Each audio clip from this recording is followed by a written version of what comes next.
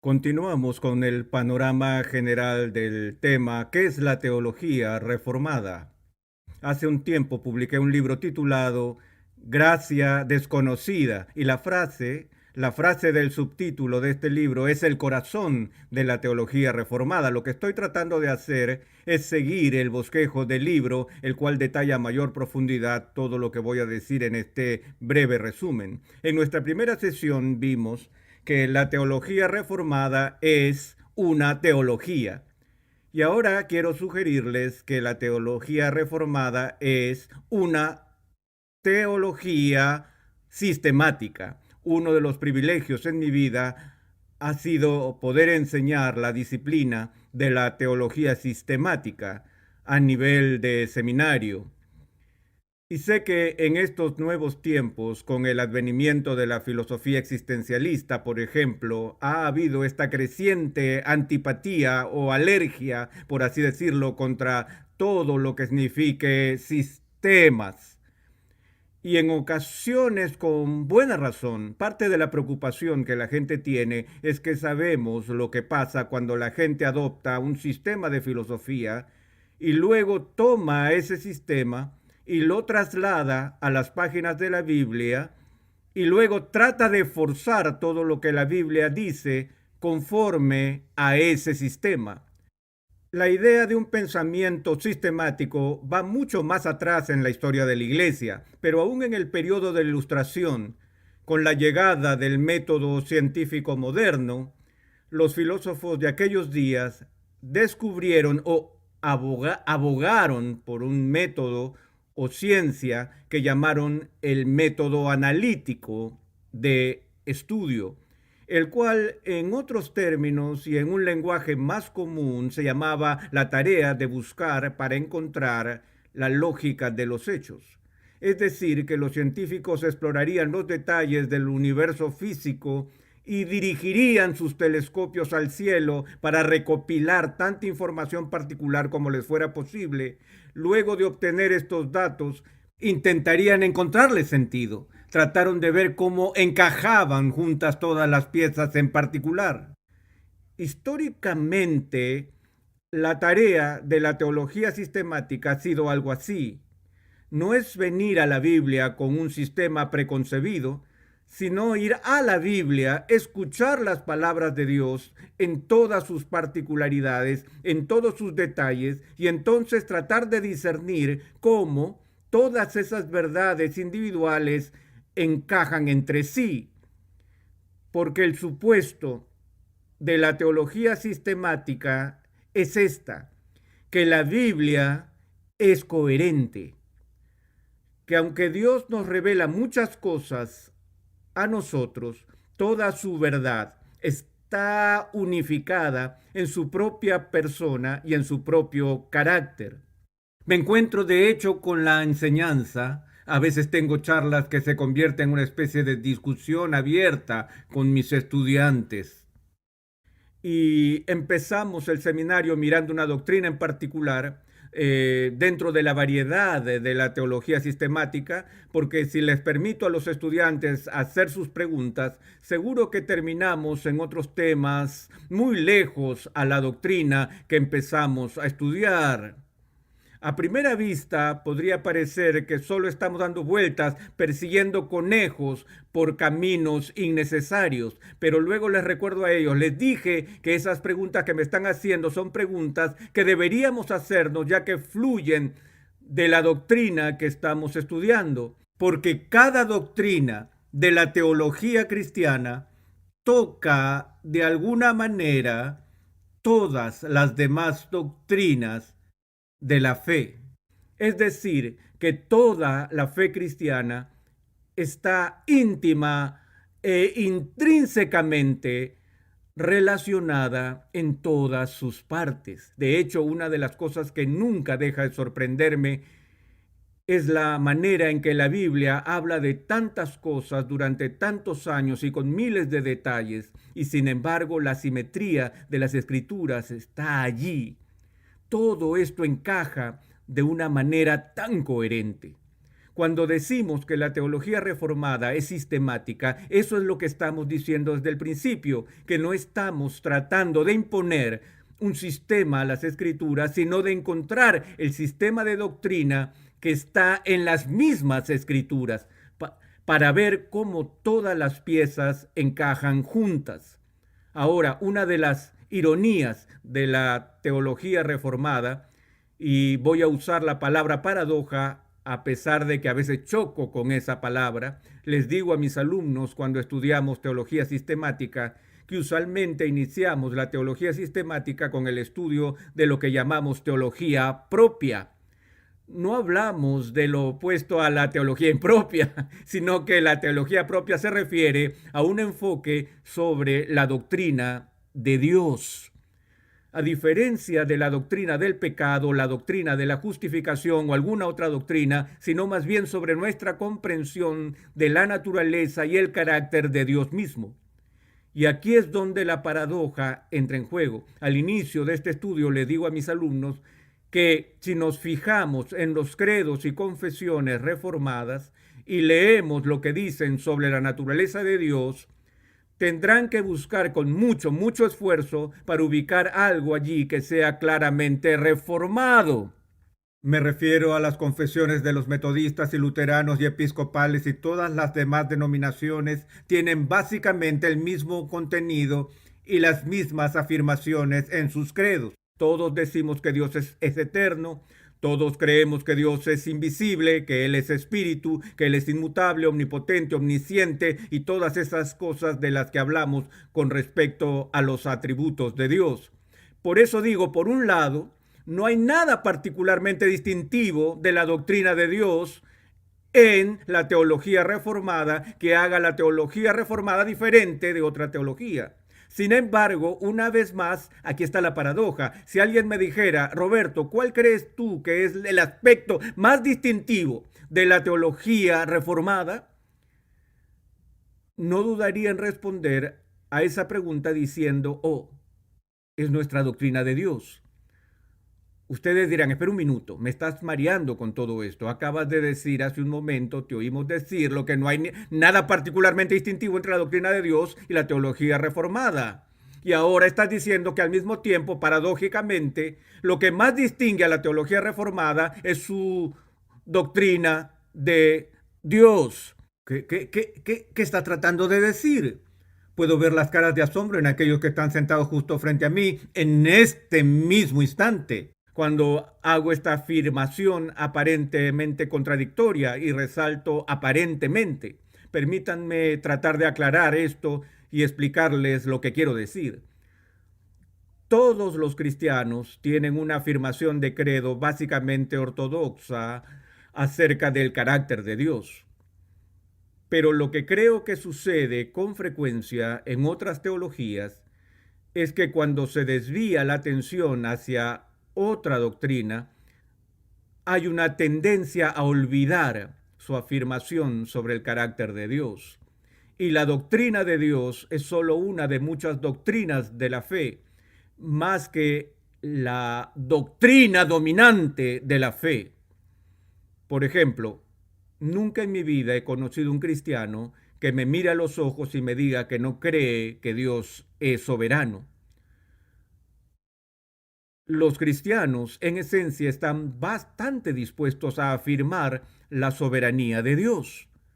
Pero si orientamos el debate en relación a la soberanía de Dios, por ejemplo, con la doctrina de la elección, con las doctrinas de la gracia, en muy poco tiempo habrá una controversia muy seria sobre la naturaleza de Dios. Dios establece todo lo que va a ocurrir. ¿Sabe Él todo lo que va a pasar antes que suceda? Una vez más, si volvemos a preguntar si crees que Dios es omnisciente, la mayoría de los cristianos dirán que sí. Pero luego, cuando exploramos lo que significa que Dios lo sabe todo, ¿estamos hablando de lo mismo? ¿Estamos diciendo que Él lo sabe simplemente porque Él tiene percepción de genio? ¿O decimos que Él sabe todas las cosas porque Él ordena todas las cosas? Es decir, ¿cuál es la relación entre su soberanía con su conocimiento? En teología reformada constantemente probamos nuestra doctrina, volviendo a nuestra comprensión fundamental del carácter de Dios. Y realmente creo que es el único factor central de la teología reformada. O sea que está incansablemente comprometida a mantener la pureza de la doctrina de Dios a través de todos los demás elementos de nuestra teología. Ahora, hay algunas otras cosas que quiero decir sobre la teología reformada, y es que la teología reformada no solo es sistemática, la teología reformada es católica. Ahora, ¿qué quiero decir cuando digo que la teología reformada es católica? Por lo general pensamos en la reforma como una protesta contra el catolicismo. Pero recuerden que la teología que surgió y que se puso al frente del escenario en pleno siglo XVI no fue algo que se inventó por primera vez en el siglo XVI. Fue una reforma, no una revolución. Fue un intento en el siglo XVI de recuperar la fe histórica, apostólica y cristiana. Y en el tiempo de la Reforma, prácticamente todas las iglesias que surgieron de allí continuaron abrazando las verdades católicas de la fe cristiana, es decir, las verdades que abrazaron y confesaron los cristianos de todas las tendencias, de todas las denominaciones y de todas las tradiciones. Quiero decir que aquí la palabra católica no se refiere a la iglesia romana ni a la iglesia católica rusa o algún otro grupo particular, sino más bien que el término se usa en el sentido original de su significado universal, toda la iglesia. Por ejemplo, en los primeros siglos, la iglesia tuvo que convocar concilios claves para hacer frente a los principales problemas teológicos por las amenazas de las grandes herejías, como la controversia ariana en el siglo IV, la controversia monofisita en el siglo V y así por el estilo. Fue en estos grandes concilios, como el concilio de Nicea, donde la deidad de Cristo se abrazó y confesó firmemente. En el siglo V, durante el concilio de Calcedonia, la iglesia confesó su fe, que Cristo es verdadero hombre y verdadero Dios. Ahora, las afirmaciones del cristianismo histórico acerca de la Trinidad, la deidad de Cristo, la expiación de Cristo, estas son afirmaciones que son compartidas por todos los grupos cristianos ortodoxos históricamente. Esas afirmaciones se encuentran históricamente en todos los credos de las diversas denominaciones. Así que tanto los luteranos como metodistas, episcopales y presbiterianos históricamente tienen un gran grupo de doctrinas en común que comparten entre todos ellos. Y esa esencia común del pensamiento cristiano es la base sobre la que descansa toda la teología. Así que cuando hablamos de teología reformada como un distintivo para diferenciarla, por ejemplo, de la teología dispensacionalista o la teología luterana o cualquier otra teología particular de la que estamos hablando, reconocemos ante todo que hay un núcleo común de la doctrina que forma parte de todos esos distintos grupos. Ahora, la razón por la que digo eso es por la tendencia que hay de pensar en teología reformada como si esta fuera el distintivo de la teología reformada. Algunos me dicen, háblame de la teología reformada, ¿no es de los 5 puntos del calvinismo? Y yo digo, pues sí, los 5 puntos del calvinismo tienen mucho que decir y mucho que ver con la fe reformada. Y vamos a explicar esos conceptos más adelante en esta serie. Pero, pero sería un grave error de la teología reformada pensar en ella exclusivamente en términos de nuestros distintivos. hay que recordar que esas doctrinas descansan sobre una base común que compartimos con muchos otros grupos cristianos. Es decir, tenemos la fe católica. Ahora bien, además de esto, toda teología reformada es evangélica. Ahora, este es un segundo gran título que estamos usando. El primero era católico y este es el evangélico. Ahora, todos los que son evangélicos en el sentido histórico también son católicos. No todos los que son católicos son evangélicos, pero todos los que son evangélicos comparten la doctrina común de la Iglesia Universal con todos los demás. Ahora, no todo el que es evangélico es presbiteriano o luterano o metodista o cualquiera de estas otras denominaciones, de modo que no todo el que es evangélico es reformado.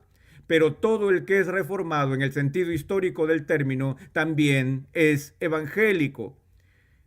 Compartimos no solo una herencia común de cristianismo católico, sino que con los hermanos protestantes compartimos una tradición común evangélica. Ahora, el término evangélico está otra vez bajo acoso hoy en día y es una cuestión de confusión en cuanto a lo que realmente es en nuestros tiempos. Esta confusión no existe históricamente. Fue en los tiempos de la Reforma donde el término o etiqueta evangélico se acuñó y fue acuñado por los reformadores porque ellos creían que con la doctrina de la justificación sola por la fe, ellos estaban recuperando lo evangélico del Evangelio del Nuevo Testamento. Y puesto que el corazón de la controversia del siglo XVI se centró en la doctrina de la justificación, todo el debate se centró en la pregunta ¿qué es el Evangelio? Así que los protestantes se llamaron a sí mismos evangélicos, entendiendo por esa etiqueta que estaban adoptando la definición de Lutero de la doctrina de la justificación por fe. Ahora, de esa tradición, como sabemos, habían muchos en el siglo XVI que abrazaron la posición de Lutero sobre la justificación como la posición bíblica, y ciertas tradiciones diferentes provienen de allí, todas manteniendo la convicción básica central de que la justificación es solo por fe y que este es el corazón mismo del evangelio en sí, pero fueron en otras cosas donde diferían, por ejemplo, sobre el asunto de los sacramentos, sobre el gobierno de la iglesia y sobre otras doctrinas, pero mantuvieron este compromiso común a eso. La otra doctrina que era común al evangelicalismo histórico fue la doctrina de la autoridad de las escrituras, o lo que se llama la sola escritura, que vamos a ver más adelante. Y así los historiadores han dicho que el asunto material o la causa de la reforma fue la doctrina de la justificación. La causa formal fue la doctrina de la autoridad de la escritura. Y una vez más, la reforma vio una fragmentación de numerosos grupos de protestantes. Había una unidad básica de acuerdo entre ellos sobre las dos tesis centrales. Primero, la doctrina de la justificación por la fe sola y segundo, la doctrina de la autoridad de la escritura. Así que ahora vamos a la tercera etiqueta, que es reformado.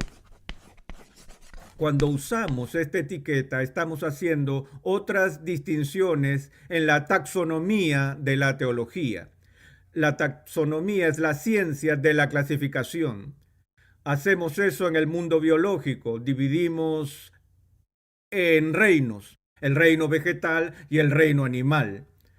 Todas las plantas están en el reino vegetal y por otro lado todos los animales forman parte del reino animal. Una vez que tienes los distintos reinos, luego los subdivides en clase, orden, familia, género y las especies y todas esas diferentes tipos de clasificaciones. En la medida que refinas más y más las divisiones entre los mamíferos y reptiles y vertebrados e invertebrados y todo ese tipo de cosas, vas haciendo distinciones cada vez más y más finas para tratar de comprender el mundo que nos rodea. Nosotros hacemos lo mismo en teología y en las tradiciones teológicas. Ahora, hay muchos grupos evangélicos, como ya lo he dicho, luterano, episcopal, metodista, bautista y así sucesivamente. Y ellos difieren entre sí en ciertos puntos. Y cuando hablamos de un luterano, diremos que un luterano es una persona que se aferra a las doctrinas históricas, que son particularmente características del luteranismo. Ellos también son evangélicos y también son católicos. Ahora, definiendo la tradición reformada, encontramos doctrinas que son exclusivas a la fe reformada, que no siempre son compartidas por otros entes cristianos. Por eso, cuando decimos que alguien es reformado, estamos diciendo todo al mismo tiempo que esa persona abraza distintivamente los credos reformados de la historia, como el Catecismo de Heidelberg, la Confesión de Bélgica, la Confesión de Westminster y así sucesivamente. Además, comparten una herencia evangélica común con otros creyentes y todo el tema se basa en el fundamento católico. Y a modo de preparación, tenemos que tener cuidado de no pensar que lo reformado y solo esto es la fe reformada. Porque la fe reformada, a pesar de que tiene sus propias características distintivas, contiene en sí doctrinas unificadoras con otros cristianos, con todos los evangélicos y con los que retienen las verdades católicas del cristianismo histórico. Lo que vamos a hacer en el resto de esta serie es prestar atención a los distintivos que diferencian a la teología reformada de otra teología evangélica y del amplio título de la teología católica. Así que de ahora en adelante vamos a estar examinando los distintivos, pero solo con esta salvedad ahora. Y esta advertencia, voy a recalcar esto para que recuerden que cuando nos fijamos en los distintivos no son todo lo que está ahí. Los distintivos establecidos en la tribuna están establecidos ahí sobre la base del cristianismo católico y evangélico.